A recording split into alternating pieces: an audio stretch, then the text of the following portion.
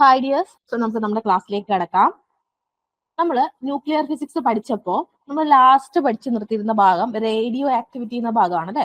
അപ്പൊ റേഡിയോ ആക്ടിവിറ്റിനെ കുറിച്ച് നമ്മൾ പറഞ്ഞപ്പോൾ റേഡിയോ ആക്ടിവിറ്റി ഇൻവെന്റ് ചെയ്ത് ആരാന്നൊക്കെ നമ്മൾ പറഞ്ഞിട്ടുണ്ടായിരുന്നു. അതൊക്കെ PYQ ആണ് കേട്ടോ, പ്രീവിയസ് ഇയർ ക്വസ്റ്റൻ ആണ്. ഹെൻറി ബെക്വറൽ എന്ന് പറഞ്ഞ സയന്റിസ്റ്റ് ആണ് റേഡിയോ ആക്ടിവിറ്റി ഇൻവെന്റ് ചെയ്തത്. ഓക്കെ, ആരാണ്? Henry Becquerel. Okay, and radio activity എന്ന് വെച്ചാൽ എന്തായിരുന്നു? ഒരു എലമെന്റ് അത് അൺസ്റ്റേബിൾ ആവുന്നത് കൊണ്ട്, എന്തെങ്കിലും തരത്തിലുള്ള ഒരു അൺസ്റ്റെബിലിറ്റി കൊണ്ട് അത് ഡിസിൻറ്റഗ്രേറ്റ് ചെയ്ത് എനർജി എമിറ്റ് ചെയ്യുന്ന ആ ഒരു പ്രോസസ്സിനെ വിളിക്കുന്ന പേരാണെന്ത്? Radio activity.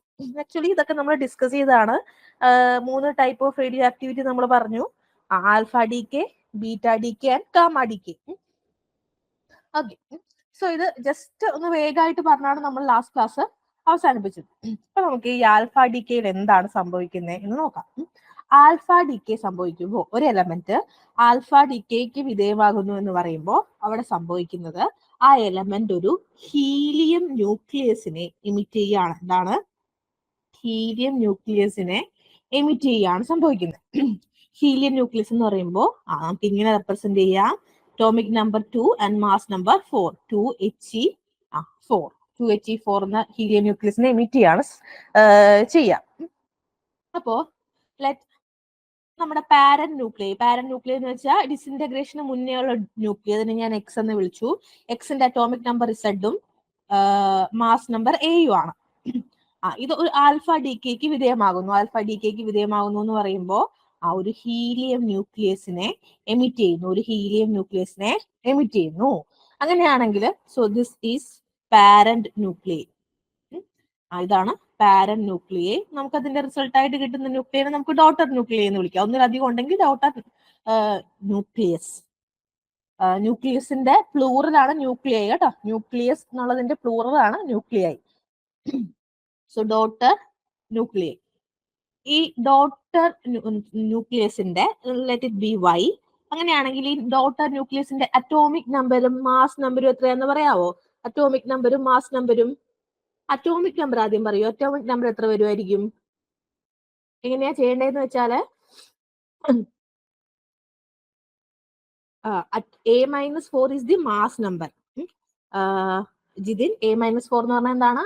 മാസ് നമ്പർ ആണ്. അറ്റോമിക് നമ്പർ എന്ത് വരും? Yes, Z-2. Z-2 ആണ് atomic number. So atomic number എന്ന് പറയുമ്പോൾ ഇവിടെ Z ആണ്. ഹീലിയം ന്യൂക്ലിയസ്, ഒരു ഹീലിയം ന്യൂക്ലിയസ് എമിറ്റ് ചെയ്യുമ്പോൾ 2 പോയി. ബാക്കി എന്തുണ്ട്? Z-2 and here it is A-Z. So during an alpha decay സമയത്ത് the daughter nucleus, നമുക്ക് ഇവിടെ എന്ത് സംഭവിച്ചു എന്ന് പറയാം? The atomic number is decreased by 2 and Z-4. Mass number is decreased by 4. So atomic number decreased by 2. ഇങ്ങനെ ചോദിച്ചു കാണാറുണ്ട് കേട്ടോ. ആൽഫ ഡിക്കേ എന്ത് സംഭവിക്കും?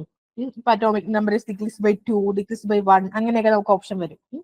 And mass number decreased by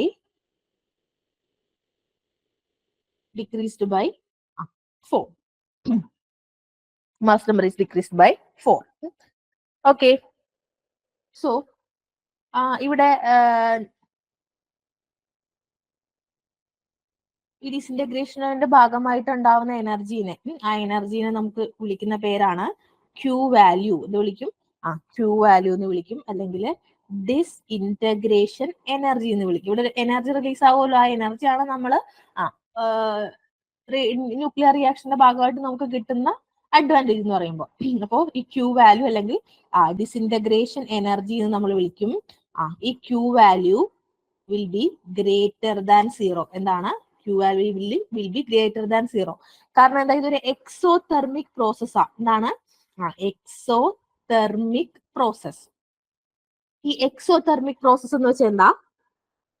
exothermic process എന്ന് വെച്ചാൽ ഹീറ്റ് പുറത്ത്, ഒരു റിയാക്ഷൻ നടക്കുന്നതിന്റെ ഭാഗമായി, ആ കറക്റ്ററും ഒരു റിയാക്ഷൻ നടക്കുന്നതിന്റെ ഭാഗമായി എനർജി റിലീസ് ചെയ്യുന്ന പ്രോസസ്സാണ്, ഹീറ്റ് റിലീസ് ചെയ്യുന്ന പ്രോസസ്സിനെയാണ് എക്സോതെർമിക് പ്രോസസ് എന്ന് പറയുന്നത്. ഇപ്പൊ നമ്മള് സിമെന്റ് മിക്സിംഗ് പഠിച്ചിട്ടില്ലേ? സിമെന്റ് മിക്സിങ്ങിന്റെ ഭാഗമായിട്ട് ഇവിടെ ചൂടുണ്ടാവും അല്ലെ? അതുകൊണ്ടാണ് നമ്മൾ വിള്ളൽ ഉണ്ടാവാതിരിക്കാൻ വേണ്ടിയിട്ട് കെട്ടിടങ്ങളൊക്കെ പണിത് കഴിയുമ്പോൾ കുറച്ച് ദിവസത്തേക്ക് അത് നനച്ചൊക്കെ കൊടുക്കുന്നത്. ഓക്കെ, അപ്പൊ അതൊരു ഹീറ്റ് റിലീസ് ചെയ്യുന്ന പ്രോസസ്, എക്സോതെർമിക് പ്രോസസ്സാണ്.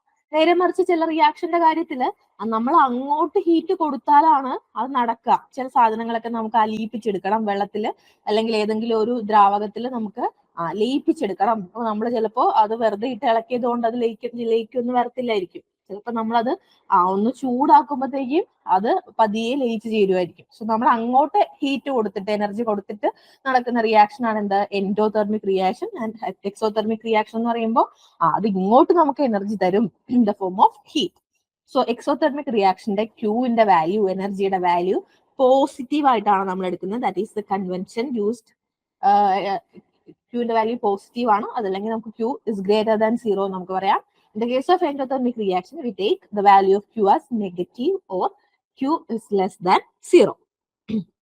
Okay, next beta decay. Beta decay നെ കുറിച്ച് പറഞ്ഞപ്പോൾ നമ്മൾ ലാസ്റ്റ് ക്ലാസ്സിൽ പറഞ്ഞിരുന്നു, there are 2 type of beta decay.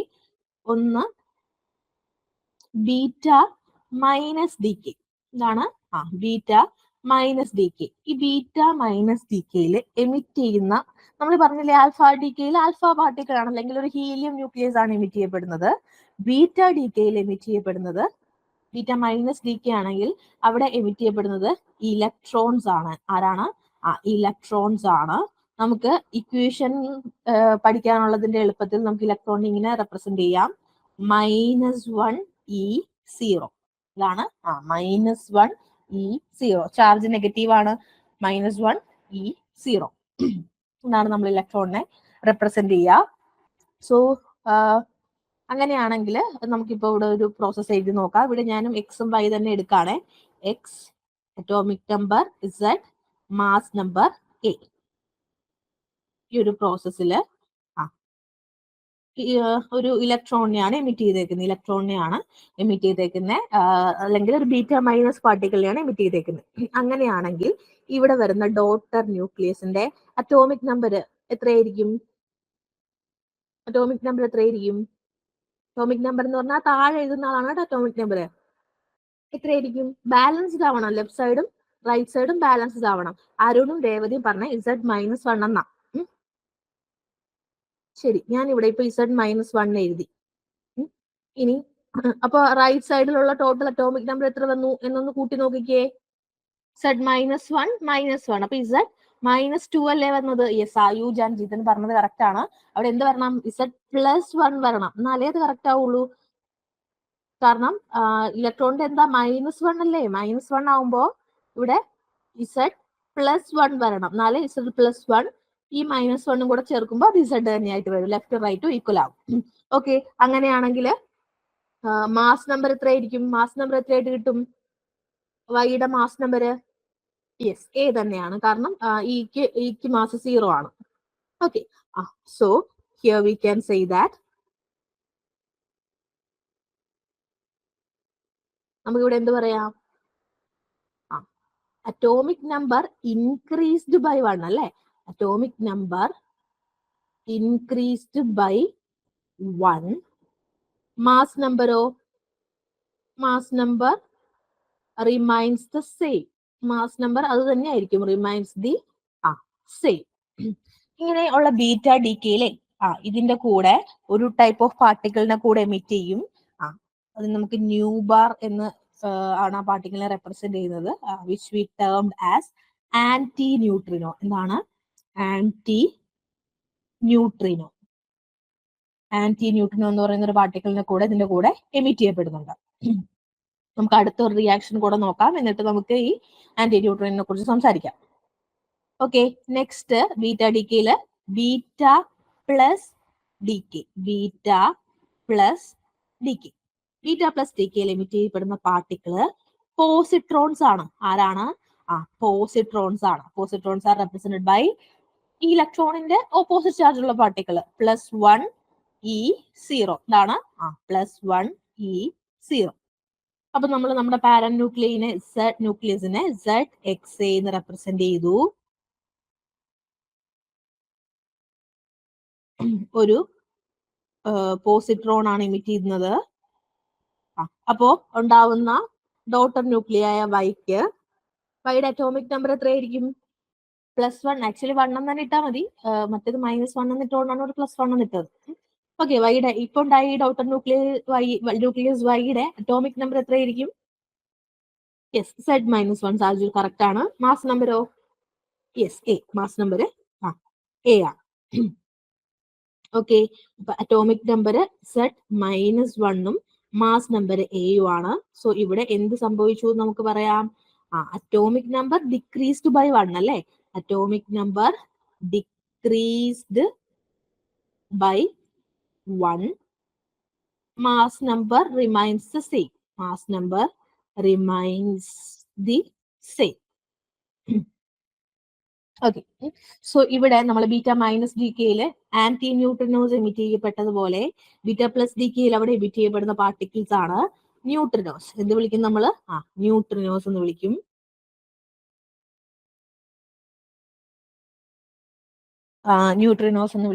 So ഈ ന്യൂട്രിനോസും ആന്റി ന്യൂട്രിനോസും എന്താണെന്ന് ചോദിച്ചു കഴിഞ്ഞാൽ they are sub atomic particles. നമ്മുടെ ഡാൽട്ടന്റെ അറ്റോമിക് തിയറിയിൽ നമ്മൾ എന്താ പഠിക്കുക?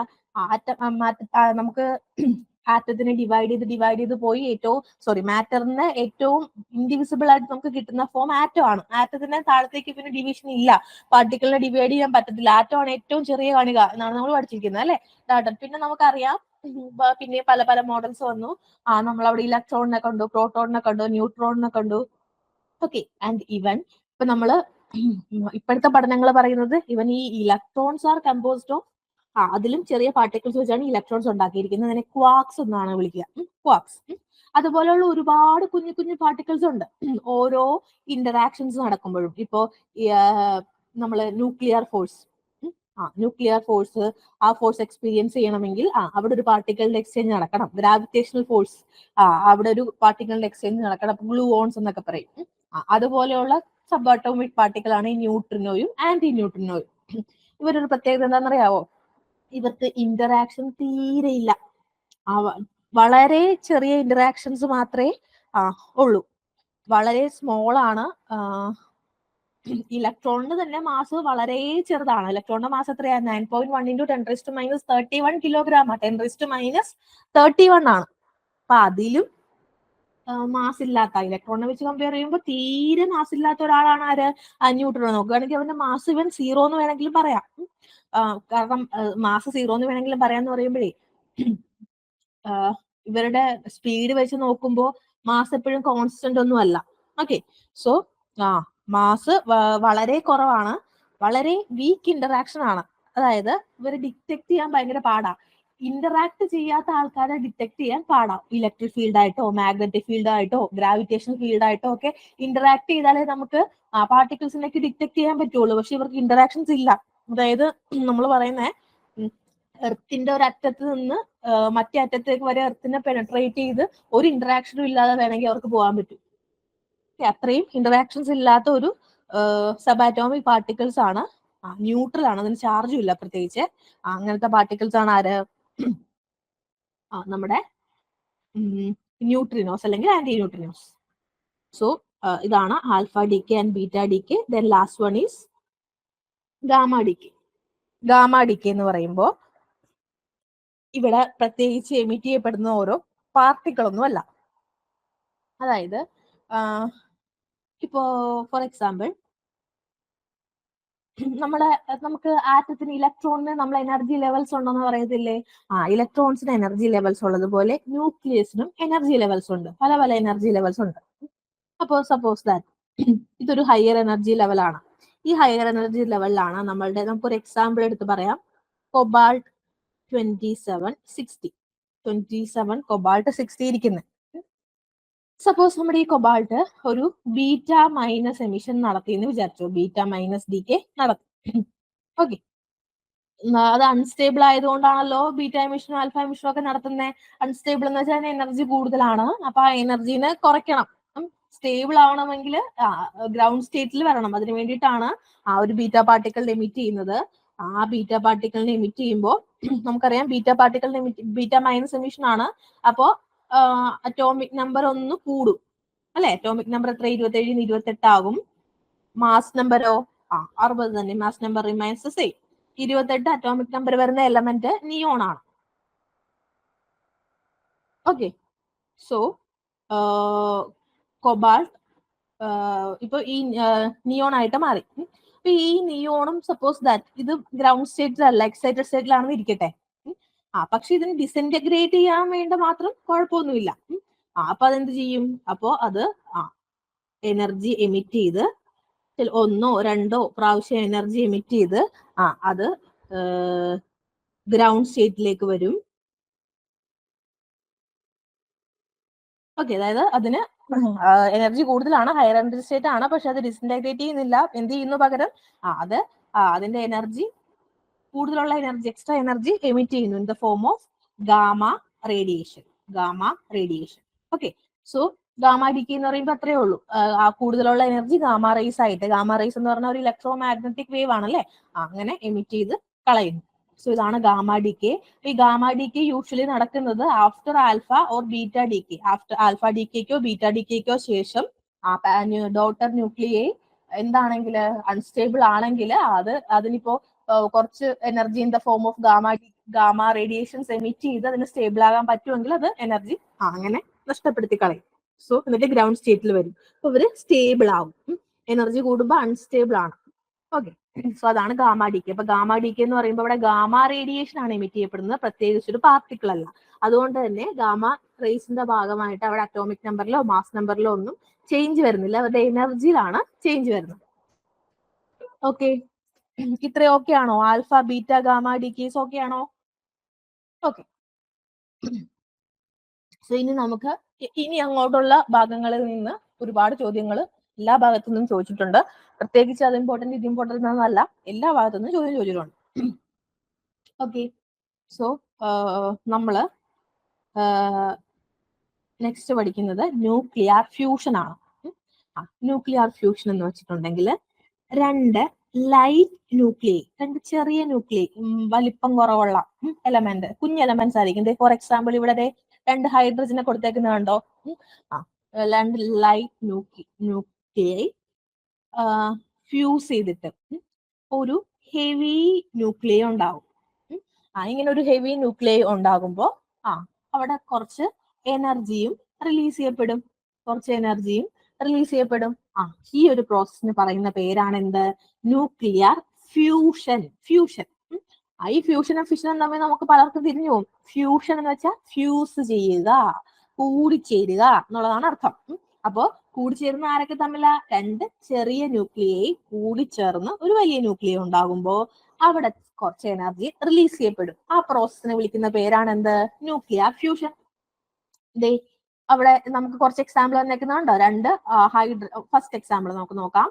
രണ്ട് ഹൈഡ്രജൻ ആറ്റംസ്. ഹൈഡ്രജൻ എന്ന് പറയുമ്പോൾ ഇവിടെ ഹൈഡ്രജൻ നമ്മൾ ഐസോടോപ്സ് ഐസോബാർസ് ഒക്കെ പഠിച്ചതല്ലേ? ഇത് ഹൈഡ്രജന്റെ ഐസോടോപ്പ് ആണ്. 1s1 എന്ന് വെച്ചാല് പ്രോട്ടോൺ നമ്മൾ പറയാം, അല്ലെങ്കിൽ പ്രോട്ടിയം. ഹൈഡ്രജന്റെ ഐസോടോപ്പ് ആണ്. അത് ഫ്യൂസ് ചെയ്ത് എന്തൊക്കെ ഉണ്ടായി? ഒരു ഹൈഡ്രജന്റെ അടുത്ത ഐസോടോപ്പായ 1h2 എന്ന് പറയുമ്പോൾ എന്താ? ഡ്യൂട്ടീരിയം ആണ്. രണ്ട് പ്രോട്ടിയം ഫ്യൂസ് ചെയ്ത ഒരു ഡ്യൂട്ടീരിയവും ഒരു ആരും ഉണ്ടായി?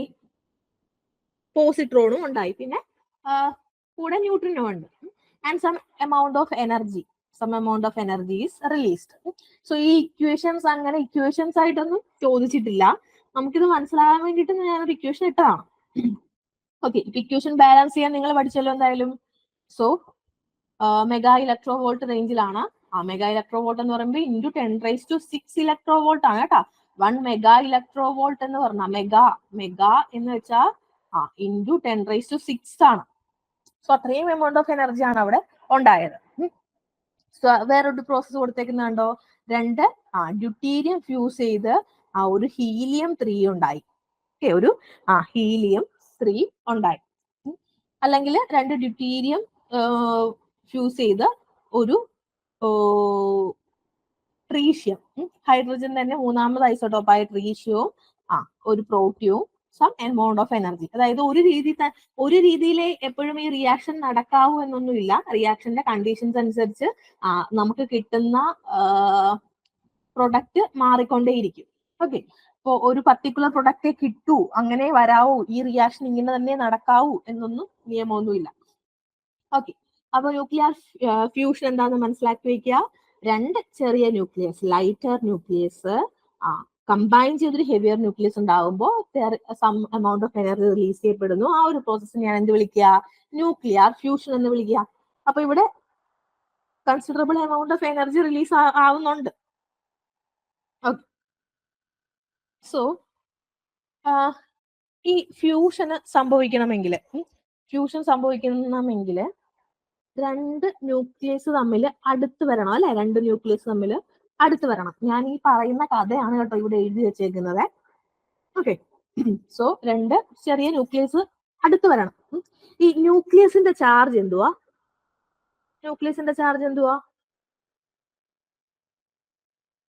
പോസിറ്റീവ് ചാർജ് അല്ലെ? കാരണം ന്യൂക്ലിയസിലുള്ളത് ന്യൂട്രോൺസും പ്രോട്ടോൺസും ആണ്. ന്യൂട്രോൺസിന് ചാർജ് ഇല്ല, പ്രോട്ടോൺസ് ആർ പോസിറ്റീവ്ലി ചാർജ്. അപ്പോൾ ഇൻ എഫക്ട് ന്യൂക്ലിയസിന്റെ ചാർജ് എന്താണ്? പോസിറ്റീവ് ചാർജ് ആണ്. ഓക്കെ, അപ്പൊ രണ്ട് പോസിറ്റീവ് ചാർജ് ഉള്ള ആൾക്കാർ ഒരുമിച്ച് വരുമ്പോ എന്ത് സംഭവിക്കും?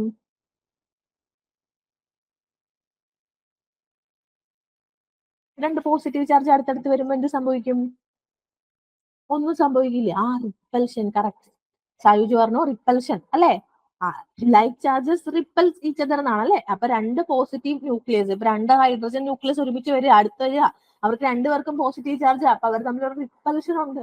പക്ഷെ ഇവര് തമ്മിൽ ഫ്യൂസ് ചെയ്ത് വലിയ ന്യൂക്ലിയസ് ഉണ്ടാവുമെന്നല്ലേ നമ്മളിപ്പോ പറഞ്ഞേ? അപ്പൊ അങ്ങനെ വലിയ ന്യൂക്ലിയസ് ഉണ്ടാവണമെങ്കിൽ അവിടെയുള്ള കണ്ടീഷൻ എന്താ?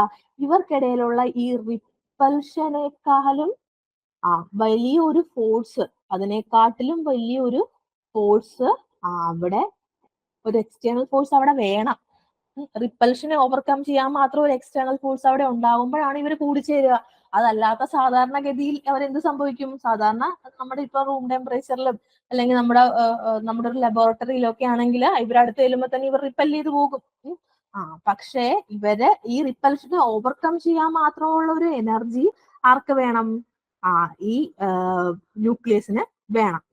ആ എനർജി എത്രയാണെന്ന് നമ്മൾ കാൽക്കുലേറ്റ് ചെയ്തിട്ടുണ്ട്. That energy is of the order of 400 kilo electrovolt. ഏകദേശം ഒരു 400 കിലോ ഇലക്ട്രോവോൾട്ട് എനർജി കൊടുക്കുമ്പോഴത്തേക്കാണ് എന്ത് സംഭവിക്കുക? ഇവര് ഇങ്ങനെ അടുത്ത് കൂടിച്ചേരുക. ഈ 400 കിലോ ഇലക്ട്രോവോൾട്ട് എനർജി കൊടുക്കണമെങ്കിൽ ഏകദേശം എത്ര ടെമ്പറേച്ചർ വേണമെന്നറിയാവോ? അതിനാവശ്യമായിട്ടുള്ള ഒരു ടെമ്പറേച്ചർ എന്ന് പറയുമ്പോൾ approximately the required temperature is approximately 3 into 10 raised to 9 Kelvin. Okay, 3 into 10 raised to 9 Kelvin. നമ്മുടെ റൂം ടെമ്പറേച്ചർ 300 കെൽവിനാ. അപ്പൊ നോക്കിക്കേ, 3 into 10 raised to 9 Kelvin. അത് എത്ര വലിയ ടെമ്പറേച്ചർ ആണല്ലേ? സോ അതുകൊണ്ടാണ് ഈ ന്യൂക്ലിയർ റിയാക്ഷൻസ് നമുക്ക് ഭൂമിയിൽ സാധ്യമാക്കാൻ, ന്യൂക്ലിയർ റിയാക്ഷൻസ് അല്ല, ന്യൂക്ലിയർ ഫ്യൂഷൻ നമുക്ക് നമ്മുടെ ഭൂമിയിൽ വെച്ച് നടത്താൻ പറ്റാത്തതിന്റെ ഒരു കാര്യം. 3 into 10 raised to 9 കെൽവിൻ എന്ന് പറയുമ്പോൾ 3 കഴിഞ്ഞിട്ട് ഒരു 9 പൂജ്യം നമ്മൾ ഇട്ട് കൊടുക്കണം. അത്രയും വലിയ ടെമ്പറേച്ചറാ. ഈ ടെമ്പറേച്ചർ അറ്റൈൻ ചെയ്യുന്ന ഏതെങ്കിലും ഒരു സ്ഥലം ഉണ്ടോ ഈ ന്യൂക്ലിയർ ഫ്യൂഷൻ നടക്കുന്ന? നിങ്ങളുടെ പരിചയത്തിലുണ്ടോ അങ്ങനെ ഏതെങ്കിലും സ്ഥലം? എവിടെയെങ്കിലും ഒക്കെ ന്യൂക്ലിയർ ഫ്യൂഷൻ നടക്കുന്നതായിട്ട് അറിയാവോ? Yes, stars, sun. Okay, correct ആണ്. നമ്മുടെ സ്റ്റാർസിന്റെ എനർജി സോഴ്സ് എന്താണ്? ന്യൂക്ലിയർ ഫ്യൂഷൻ ആണ്. ഈ ടെമ്പറേച്ചർ ഒരു പ്രീവിയസ് ഇയർ ക്വസ്റ്റൻ ആണ് കേട്ടോ. അതില് ഈ 3 എന്നുള്ളതല്ല അവിടെ ഇമ്പോർട്ടന്റ്, 10 raised to 9 എന്നുള്ളതാണ് ഇമ്പോർട്ടന്റ് ആയിട്ടുള്ള പോയിന്റ്സ്. അതിന്റെ ഒരു റേഞ്ച് നമുക്ക് അറിഞ്ഞാൽ മതി. ഓക്കെ, അപ്പൊ നമ്മൾ ഈ കാണുന്ന സ്റ്റാർസ് നമ്മൾ ഇവിടുന്ന് കാണുമ്പോൾ നല്ലതായിട്ട് ട്വിങ്കിൾ ചെയ്തൊക്കെ നിൽക്കുന്നതാണ്. ആക്ച്വലി അവര് ഈ ന്യൂക്ലിയർ ഫ്യൂഷന്റെ ഭാഗമായിട്ട് അവര് ശരിക്കും കത്തിക്കൊണ്ടിരിക്കുന്ന ഒരു വാതക ഗോളാണ് അല്ലെ? ഗ്യാസിന്റെ ഒരു സ്ഫിയർ ആണ്. കത്തിക്കൊണ്ടിരിക്കുന്ന ബേണിംഗ് ഒരു ഗ്യാസ് സ്ഫിയർ ആണ് എന്ത്? നമ്മുടെ സ്റ്റാർസ് ഒക്കെ. സോ സോ അവിടെ എന്ത് സംഭവിക്കും? നമുക്ക് ഇത്രയും ഹൈ ഇനഫ് ടെമ്പറേച്ചർ കിട്ടുമ്പോൾ റിപ്പൽഷനെ ഒപ്പോസ് ചെയ്തുകൊണ്ട് നമ്മുടെ ന്യൂക്ലിയസ് തമ്മിൽ ഫ്യൂസ് ചെയ്ത് പുതിയൊരു ന്യൂക്ലിയസ് ഉണ്ടാകും. ഈ പ്രോസസ്സിനെ വിളിക്കുന്ന പേരാണ് തെർമോ ന്യൂക്ലിയർ ഫ്യൂഷൻ. തെർമോ എന്ന് പറഞ്ഞാൽ അവിടുന്ന് ആവശ്യമായ എനർജി കൊടുക്കുന്ന ടെമ്പറേച്ചറിൽ നിന്നല്ലേ, ഹയർ ടെമ്പറേച്ചറിൽ നിന്നാണ് അല്ലെ, അതുകൊണ്ടാണ് തെർമോ ന്യൂക്ലിയർ ഫ്യൂഷൻ. നമ്മളിപ്പോ പറഞ്ഞ പോലെ thermonuclear fusion is the source of energy output in the interior of stars. സ്റ്റാർസിൽ എനർജി ഔട്ട്പുട്ടിന് കാരണം ഈ ഫ്യൂഷൻ ആണ്. ഇതും ഒരു PYQ ആണ് കേട്ടോ. സണ്ണില് എന്തുകൊണ്ടാണ് എനർജി ഉണ്ടാവുന്നത് എന്നാണ് ചോദ്യം വന്നിരുന്നത്. Okay, the fusion reaction in sun is a multi step process. ഒറ്റ സ്റ്റെപ്പ് പ്രോസസ് അല്ല. അതായത് ഇപ്പോ ഹൈഡ്രജൻ ഇപ്പൊ അവിടെ സംഭവിച്ചുകൊണ്ടിരിക്കുന്നത് ഹൈഡ്രജൻ ബേൺ ചെയ്ത് എന്താകും? ഹീലിയം ആകും. കുറെ കൂടെ കഴിയുമ്പോൾ എന്ത് സംഭവിക്കും? ഈ ഹൈഡ്രജൻ മുഴുവൻ ഹീലിയായി മാറത്തില്ലേ? ഈ ഹൈഡ്രജൻ മുഴുവൻ ഹീലിയായി മാറി കഴിയുമ്പോഴത്തേനും എന്ത് സംഭവിക്കും? അപ്പോ പിന്നെ അവിടെ ഹീലിയം മാത്രമേ ഉള്ളൂ. പിന്നെ ഹീലിയം കമ്പൈൻ ചെയ്ത് കാർബൺ ആകും. ഓക്കെ, പിന്നെ കാർബൺ നൈട്രജൻ ആകും. ഇതിങ്ങനെ പോയി ഒരു പർട്ടിക്കുലർ സ്റ്റേറ്റിലെത്തുമ്പോ ഈ എലമെന്റ്സ് അൺസ്റ്റേബിൾ അല്ലാത്ത എലമെന്റ് അവിടെ ഉണ്ടാവും. അങ്ങനെ വരുമ്പോ അത് എന്താകും? അവിടെ ആ റിയാക്ഷൻ നിൽക്കും. സണ്ണ് പിന്നെ ഒരു സ്റ്റാർ അല്ലാതെ വെറുതെ ഒരു ഗോളമായിട്ട് മാറും. ഓക്കെ, സോ ഇപ്പോഴത്തെ ഒരു കണക്ക് പ്രകാരം ഇനിയും ഒരു 5 മില്യൺ വർഷത്തേക്ക് കത്താനുള്ള ഹൈഡ്രജൻ സൈക്കിള്, ഹൈഡ്രജൻ റിയാക്ഷൻ നടക്കാനുള്ള അത്രയും ഫ്യൂവൽ സണ്ണിലുണ്ട് എന്നുള്ളതാണ് ഇപ്പോഴത്തെ ഒരു കണക്ക്. ഓക്കെ, ഇവഞ്ച്വലി അങ്ങനെ തന്നെയാണ് എല്ലാ സ്റ്റാർസും സംഭവിക്കുന്നത്. അങ്ങനെ സ്റ്റാർസ് പിന്നെ കത്താതാവുന്ന ഒരു അവസ്ഥയിൽ അതിന് പല സ്റ്റേറ്റ് ഉണ്ട്. ഈ സ്റ്റാർസിന്റെ വലിപ്പം അനുസരിച്ച് അത് നമ്മൾ വെള്ളക്കുള്ളൻ എന്നൊക്കെ പറയും, വൈറ്റ് ഡ്വാർഫ്, റെഡ് ജൈന്റ് എന്നൊക്കെ പറയും. സോ അങ്ങനത്തെ ഓരോ അവസ്ഥയിലേക്ക് പോകും. അതായത് അത് സ്റ്റാർസിന്റെ വലിപ്പം അനുസരിച്ചാണ് കേട്ടോ. ഓരോ സ്റ്റാർസിന്റെയും വലിപ്പം അനുസരിച്ച് ഇത് പല രീതിയിലേക്ക് മാറും. നമ്മളിപ്പോ സ്റ്റാർസിന് മരണം എന്നാണോ, ഡെത്ത് ഓഫ് എ സ്റ്റാർ എന്നാണ് അത് പറയാം. ഓക്കെ, സോ നമ്മുടെ coming back to our topic, next nuclear fission. ഇതാണ് ന്യൂക്ലിയർ ഫിഷൻ. ഇപ്പൊ നമ്മൾ നേരെ പറഞ്ഞതിന്റെ ഓപ്പോസിറ്റ്. ഇപ്പൊ നമ്മൾ പറഞ്ഞിട്ടുണ്ടായിരുന്നു 2 ലൈറ്റർ ന്യൂക്ലിയൈ ഫ്യൂസ് ചെയ്ത് ഒരു ഹെവിയർ ന്യൂക്ലിയർ. ഫ്യൂസ് ആണ് ഫ്യൂഷൻ. ഇവിടെ എന്താ സംഭവിക്കുക? ഫിഷൻ ആണ്. ഓക്കെ, ഫിഷൻ എന്ന് പറയുമ്പോൾ നമ്മൾ പണ്ട് ബയോളജിയിൽ ചില വളരെ മൈക്രോ ഓർഗാനിസംസ് ഒക്കെ റീപ്രൊഡ്യൂസ് ചെയ്യുന്ന ഒരു മെത്തേഡ് ഫിഷൻ എന്ന് പറഞ്ഞ് പഠിച്ചിട്ടുണ്ടാവും. അവരുടെ ശരീരത്തിൽ നിന്ന് ഇങ്ങനെ ബഡ്സ് പോലെ മുകുളങ്ങൾ ഇങ്ങനെ വരും. ഈ മുകുളങ്ങൾ അവർ മെച്യൂർ ആകുന്നതിനനുസരിച്ച് ഈ മുകുളങ്ങൾ അവരുടെ ശരീരത്തിൽ നിന്ന് അടർന്നു മാറി പുതിയ ഇൻഡിവിജ്വൽ ആയിട്ട് മാറും. അതിനെയാണ് നമ്മൾ ഫിഷൻ എന്ന് പഠിച്ചത്. അതുപോലെ തന്നെയാണ് നമ്മുടെ ന്യൂക്ലിയർ ഫിഷനും. സ്റ്റേബിൾ ന്യൂക്ലിയൈ ആരാണ്? Heavier unstable nucleus. ഒരു ഹെവിയർ അൺസ്റ്റേബിൾ ന്യൂക്ലിയസ്, അത് അൺസ്റ്റേബിൾ ആണ്, സ്റ്റേബിൾ അല്ല. ഈ സ്റ്റേബിൾ ആവാതിരിക്കാനുള്ള കാരണം എന്താണെന്നറിയാവോ? നമ്മൾ ഈ ഐസോടോപ്സ് പഠിച്ചില്ലേന്നേ. ഈ ഐസോടോപ്സ് എന്ന് പറയുമ്പോൾ same atomic number different mass നമ്പറാ. ഈ മാസ് നമ്പർ ഡിഫറെന്റ് ആവുന്നത് എപ്പോഴാ? അവരുടെ ന്യൂട്രോണിന്റെ എണ്ണം വ്യത്യസ്തമാവുമ്പോഴാ. ഈ ന്യൂട്രോണിന്റെ എണ്ണം ഒരുപാട് വ്യത്യാസം ഉണ്ടെങ്കിൽ ഇവർക്ക് ആ ന്യൂക്ലിയർ ഫോഴ്സിന് ഇത് കൃത്യമായിട്ട് ഹോൾഡ് ചെയ്യാൻ പറ്റത്തില്ല. ന്യൂക്ലിയസിന് ന്യൂക്ലിയോൺസിനെ എല്ലാം കൃത്യമായിട്ട് ഹോൾഡ് ചെയ്യാൻ പറ്റത്തില്ല. ആ ഒരു സിറ്റുവേഷനിലാണ് ഇവർ എന്ത് ചെയ്യുക?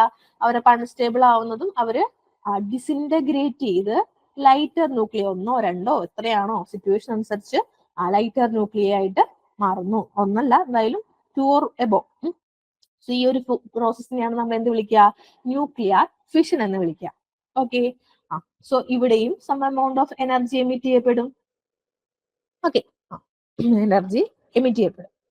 ഒരു സ്ലൈഡ് ഇപ്പുറത്തോട്ട് മാറി കിടക്കും. ഓക്കെ, 2 ന്യൂക്ലിയർ ഫിഷനാണ്. Okay, the process is known as nuclear fission. ഇപ്പൊ എന്താണ്? അൺസ്റ്റേബിൾ ആയിട്ടുള്ള ഒരു ഹെവിയർ ന്യൂക്ലിയൈ ഡിസിൻറ്റഗ്രേറ്റ് ചെയ്ത് സ്മോളർ ന്യൂക്ലിയസ് ആയിട്ട് മാറുന്ന ആ ഒരു പ്രോസസ്സിനെ വിളിക്കുന്ന പേരാണ് എന്ത്? Nuclear fission. അതിനു മുന്നേ ന്യൂക്ലിയർ ഫ്യൂഷൻ മനസ്സിലായായിരുന്നോ? ഓക്കെ ആണോ അത്? ഓക്കെ. ഈ ന്യൂക്ലിയർ ഫ്യൂഷനെ ഈ സ്റ്റാർസിലാണ് നടക്കുക. നമുക്ക് ഇവിടെ നമ്മുടെ ഒരു ലാബോറട്ടറിയിലോ അല്ലെങ്കിൽ നമുക്കിപ്പോ ന്യൂക്ലിയർ ഫിഷൻ നടക്കുന്ന പവർ പ്ലാന്റ്സ് ഒക്കെ ഉണ്ടല്ലേ, അങ്ങനെ ഒരു പവർ പ്ലാന്റിലോ ഒന്നും നടത്തിയെടുക്കാൻ പറ്റത്തില്ല എന്നുള്ളത് ഉള്ളതിന്റെ ഈ കാരണം അത് തന്നെയാണ്. 10⁹ കെൽവിൻ അത്രയും വലിയ ടെമ്പറേച്ചർ നമ്മൾ അച്ചീവ് ചെയ്യണം അല്ലേ. ഇത്രയും വലിയ ടെമ്പറേച്ചറിൽ നമ്മുടെ ഈ ഉപയോഗിക്കേണ്ട സാധനങ്ങളെല്ലാം, അതായത് അതിന് വേണ്ടിയിട്ട് ഉപയോഗിക്കുന്ന ഫ്യൂവൽ ആണെങ്കിലും മറ്റെന്ത് സാധനമാണെങ്കിലും പ്ലാസ്മ സ്റ്റേറ്റിലായിരിക്കും. ഓക്കെ. ഈ ടെമ്പറേച്ചറിൽ ഉരുകി പോകാത്ത ഒരു കണ്ടെയ്നറിനെ നമുക്ക് നിർമ്മിക്കാൻ പറ്റണ്ടേ? ആക്ച്വലി അങ്ങനെ ഒരു കണ്ടെയ്നർ എന്ന് പറയുമ്പോൾ നമുക്ക് ഫിസിക്കലി ഒരു പാത്രം അങ്ങനെ നിർമ്മിച്ചെടുക്കാനൊന്നും പറ്റില്ല. പക്ഷെ എന്തെങ്കിലുമൊക്കെ ഫോഴ്സസ് കൊണ്ട് ആ ഫ്യൂവലിനെ നമുക്ക് കൺട്രോൾ ചെയ്യാനേ പറ്റുള്ളൂ. ആക്ച്വലി ഇപ്പോഴത്തെ ഒരു സിറ്റുവേഷനിൽ ഇന്നേ വരെ നമുക്കത് സാധ്യമായിട്ടില്ല. സോ അത് സാധ്യമാക്കാൻ വേണ്ടിയിട്ടുള്ള ഒരുപാട് റിസർച്ചസ് ഒക്കെ നടക്കുന്നുണ്ട്. കാരണം ഈ 10⁹ ടെമ്പറേച്ചറിൽ ഉള്ള എല്ലാ നമുക്കറിയാവുന്നതായ എല്ലാ വസ്തുക്കളും പ്ലാസ്മ സ്റ്റേറ്റിലായിരിക്കും. ഓക്കെ.